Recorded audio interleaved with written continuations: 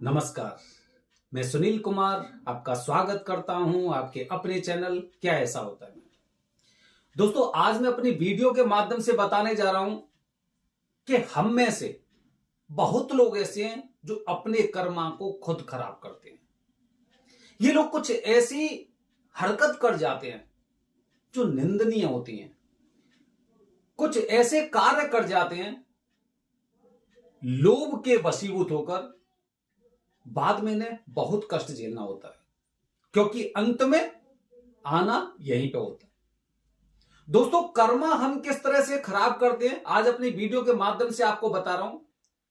पूरा वीडियो अगर आपको अच्छा लगता है तो आप कमेंट बॉक्स में हर हर महादेव जरूर लिखें।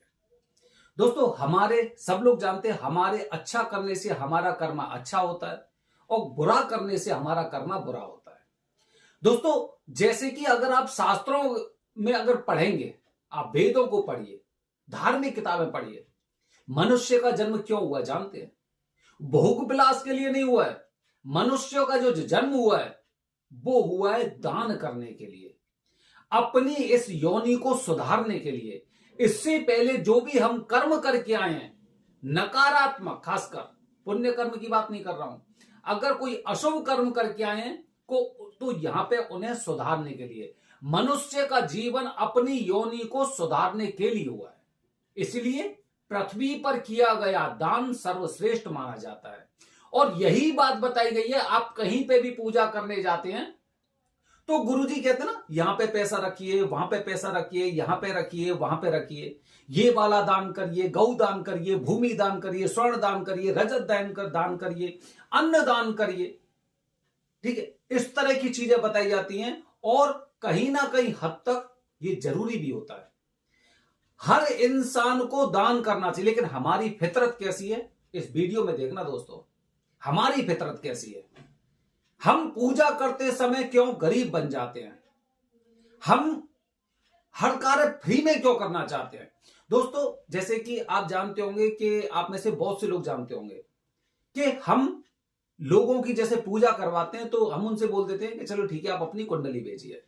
कुंडली में देख के हम उन्हें बता देते हैं आपको ये पूजा करनी है, जिससे कि इन्हें समस्या ना हो, जिससे बाद में ये ना बोलें कि मैंने पूजा करवाई थी लेकिन पूजा का फल प्राप्त नहीं हुआ। क्योंकि काफी बार इनके आसपास के लोग बोल देते हैं कि आपका काल सर्प दोष है, इसकी पूजा करवाइए, आपको अच्छे फल प्राप्त होंगे। ये ऐसे लोग पूजा करके जाते हैं, उसके पश्चात इनके जो फल होते हैं ना, फल में विलंब होता है या फिर पूरी तरह से इनको फल प्राप्त नहीं हो पाते। जब हम इनसे पूछते हैं कि क्या समस्या हुई, कुंडली भेजी, तो उसमें पता चला कि इसमें ग्रहण दोष भी था या फिर मंगल दोष भी था, केंद्र दोष था, किसी तरह का दोष था। तो इसलिए मैं इन लोगों से कहता हूं कि आप सबसे पहले कुंडली भेजिए। अच्छा, अब देखिए कितने कितने सियाने, कितने चतुर चालाक होते हैं। जैसे ही मैं इनसे कुंडली की बोलता हूं तो ये कुंडली नहीं भेजते, ये अपनी डिटेल भेजते हैं। अब डिटेल भेजते हैं, नाम ये हो गया, इतने बजे जन्म है मेरा, यहां का जन्म है, ये सारी जानकारी भेजते हैं। अब इनका उद्देश्य होता है कि ये इंसान फ्री में मेरे लिए काम करेगा। कैसा कर्मा किया इन्होंने? अभी सुनिए, इन्होंने कर्म ऐसा किया कि इनको फ्री में चाहिए। जबकि किसी से भी अगर आपके भविष्य के बारे में, आपके भूतकाल के बारे में, आपके ग्रहों का अगर निष्कर्ष कर रहा है कोई इंसान, तो फ्री में नहीं करवाना चाहिए। नहीं तो कुंडली में जो दोष होते हैं वो कम से कम मान के चलिए, कम से कम, क्योंकि कलयुग चौथा है, चौथा युग होता है कलयुग, मतलब 4 गुना उस कुंडली के दुष्प्रभाव इस इंसान को झेलने होते हैं। आप में से बहुत से लोगों ने सुना होगा कि जब तक कुंडली नहीं दिखाई थी तब तक कुछ खास समस्या नहीं थी, लेकिन जैसी कुंडली दिखाई उसके पश्चात से समस्या एकदम हावी हो गई। क्यों? क्योंकि एक तो वो ग्रह जाग गए, जो दुष्प्रभाव थे, जो अशुभ फल थे कुंडली में, जो दोष थे वो जाग गए। दूसरी बात, आपने वो पूरी जानकारी के लिए कोई दक्षिणा नहीं दी। अरे कुछ भी दे देते, इतने गरीब आप नहीं हो। दोस्तों, मुझसे लोग कुंडली बनवाते हैं, हमने उन्हें बताया कि हम 251 रुपए में आपकी कुंडली बनाएंगे और आपको जो दशा विषोत्तरी वगैरह चल रही है या फिर अभी कौन सा वो चल रहा है, कौन कौन से दोष है कुंडली में, कौन सा किस भाव में बैठा हुआ, वो निष्कर्ष करके विश्लेषण आपको हम बताएंगे। अच्छा, हम क्या करते हैं? हम विश्वास करते हैं, क्योंकि हमें पता है कि इंसान को सब कुछ यहीं पे भुगतना है, चाहे वो अच्छा करे या बुरा करे। ये क्या करते हैं दोस्तों, ये कुंडली बनाने के पश्चात ना पैसे नहीं भेजते। ये लोग पैसे नहीं भेजते और ये सोचते हैं मुझे फायदा हो गया, ₹251 मैंने बचा लिए। ₹251 बचा लिए, लेकिन ये नहीं पता है इसका मल्टीप्लाई बाई 4 आपको दोष भुगतना पड़ेगा, झेलना पड़ेगा, और झेल भी रहे होंगे। अच्छा, ये लोग केवल ऐसी जगह ही, ऐसी चीजों में ही पैसे बचा सकते हैं, किसी और जगह नहीं बचा सकते। यहां तक कि एक इंसान तो हमारे पास ऐसा भी आया था, झूठ बोल के पूजा करके गया, पूजा कर ली, गुरुजी से बोला कि गुरुजी मेरा मोबाइल बाहर रह गया है और जैसे ही मैं पहुंचूंगा आपको पेमेंट कर दूंगा। ये इंसान यहां पर पूजा करके गया और बाहर जाते ही इसने फोन बंद कर लिया। 6 महीने हो गए करीब, लेकिन इसने पैसा नहीं भेजा। कहां पर पूजा करके गया? महाकाल मंदिर में। क्या लेके गया? क्या अच्छा कार्य करके गया? अगर ये सोचते हैं कि मैंने यहां पे पैसे बचा लिए, तो आप ये देखिए कि अगर मुझे कष्ट किस किस जगह हो सकता है। मुझे अपने परिवार से कष्ट हो सकता है, मुझे शारीरिक कष्ट हो सकता है, मेरे किसी प्रियजन को कुछ समस्या है तो उसे हो सकता है, या फिर आने वाली पीढ़ी में कुछ भी समस्या हो रही है तो उसके द्वारा ही मुझे कष्ट हो सकता है। अब ऐसे इंसान इस कष्ट को कहां पर लेकर जा रहे हैं? कहीं ना कहीं महसूस तो होना है, कहीं ना कहीं वो लगना तो है, क्योंकि जिस तरह से आप ऐसा कार्य कर रहे हैं ना कि केवल पूजा से संबंधित चीजों में, अपनी जन्म कुंडली के संबंधित चीजों में अगर आप वहां पे पैसा बचा रहे, कितना पैसा बचाएंगे? चलो, मैंने ये कहा 4 लोगों की मैंने फ्री में कुंडली देख दी, मुझे क्या हुआ? क्या ऐसा नहीं कि मेरी जिंदगी नहीं चलेगी, लेकिन आपको क्या हुआ? मुझे तो पुण्य मिल गया, मुझे तो एक तरह से पुण्य मिल गया, मैंने किसी का भला कर दिया, लेकिन आपके अंदर केवल लेने की। यही बताया गया है कि हमारे समाज में लोग लेने में विश्वास करते, देने में नहीं करते, जबकि मनुष्य के जन्म में हमेशा हमेशा देने की फितरत होनी चाहिए, देने की फितरत। अच्छा, ऐसे लोग सवाल भी बड़े अजीबोगरीब करते हैं। अगर ऐसे लोगों की फ्री में, मतलब बहुत से लोग तो ऐसे हैं 4-4 5-5 कुंडली दिखाई, अरे हम तो पंडित जी की कदर करते हैं, हम तो पंडित जी को मानते हैं, पंडितों का पैसा नहीं रखना चाहिए, और करीब उन्हें भी 3-4 महीने हो गए लेकिन पैसे नहीं भेजते, लोग नहीं भेजते।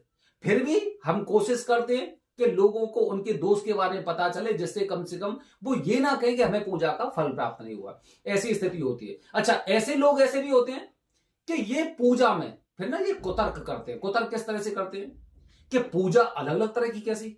फिर तो गरीब आदमी पूजा भी नहीं कर पाएगा, फिर तो सारी पूजा रईसों की होती है। दोस्तों, जो इंसान जिस कद का होता है उसी हिसाब से वो आगे की चीजें करता है। अगर आप ये सोचते हैं कि अंबानी ने जैसे अपने लड़के की शादी की थी, इसी तरह में अपने बच्चे की किसी परिवार में से शादी कर सकते हो, तो फिर पूजा में तुलना क्यों कर रहे हो? और पूजा तो बाकी में अलग अलग तरह की होती है, ये तो आपको भी मानना पड़ेगा, अलग अलग तरह की होती है। ग्रुप की पूजा ग्रुप जैसी होगी, हमने बताया है। प्राइवेट पूजा प्राइवेट जैसी होगी। अरे लघु रुद्राभिषेक देखिए, 11 ब्राह्मण करते हैं।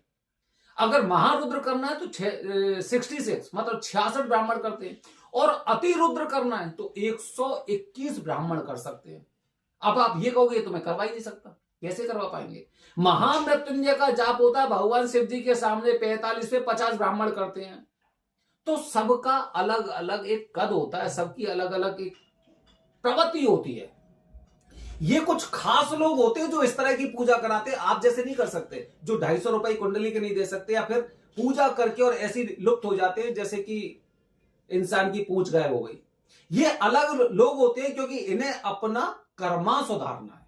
कर्मा कैसे सुधारना है? क्योंकि इस तरह की पूजा अगर आप किसी तीर्थ क्षेत्र में कर रहे हैं तो उसके तो एकदम पूछिए मत परिणाम कैसे होते हैं।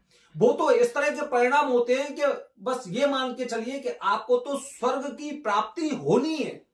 आपने अपने कर्मा को इस तरह से नेगेटिविटी को खत्म कर दिया है कि पॉजिटिव एनर्जी आपको खींच के आपको अंत में स्वर्ग में पहुंचना ही है। हर किसी के बस की बात नहीं होती, क्योंकि ये पृथ्वी ऐसी है, हमारे देश में लोग ऐसे कि होने के बावजूद रोते हैं। यहां पर जो भी पूजा करने आएगा सबसे पहले रोता है।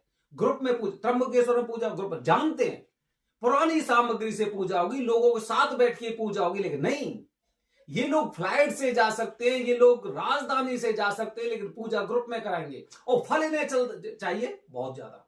कैसे संभव है? जैसी पूजा करोगे वैसा ही फल प्राप्त होना है आपको। और निश्चित करता है आपके कर्मा के ऊपर भी, क्योंकि आपके कर्मा ने ना आपकी लाइफ ऐसी कर दी है कि वो केवल दान, जप, तप, पाठ पूजा, तीर्थ क्षेत्र, केवल यहीं पर आप पैसा बचाना चाहते हैं। बाकी कहीं पे भी आप पैसा को लुटा भी सकते हैं। जिस दिन आपके बच्चों की शादी होगी, आप ये नहीं देखेंगे कि यहां पे इतना पैसा खर्च हो रहा है, होने दो, धुआंधार होने दो। अगर हॉस्पिटल में आप कोई ट्रीटमेंट करा रहे तो गवर्नमेंट हॉस्पिटल में नहीं जाएंगे, आप सरकार प्राइवेट हॉस्पिटल में जाएंगे, होने दो खर्चा, कोई बात नहीं, लेकिन कुछ जान को खतरा नहीं होना चाहिए। लेकिन ये कलयुग है, उल्टा है, जहां पे हमें अच्छी पाठ पूजा करनी चाहिए, जहां पे हमें जो चीजें बताई गई हैं मनुष्य का जीवन मिला है दान के लिए। अगर हम दान करते हैं तो निश्चित रूप से हमारे कर्मा सुधरते हैं। और किसी भी तरह से अगर आप किसी पंडित के साथ, किसी ब्राह्मण के साथ अगर छल कर रहे हो ना, तो पूजा तो नहीं, यहां से आप केवल नकारात्मक चीजें लेके जाएंगे, जो हो सकता है जितनी लेट परिणाम आएगा उसका दुष्प्रभाव उतना ही खतरनाक होगा। अपने कर्मा को सुधारिए, पाठ पूजा में विश्वास रखिए, अच्छे मन से की गई पूजा के निश्चित रूप से सही परिणाम मिलते हैं।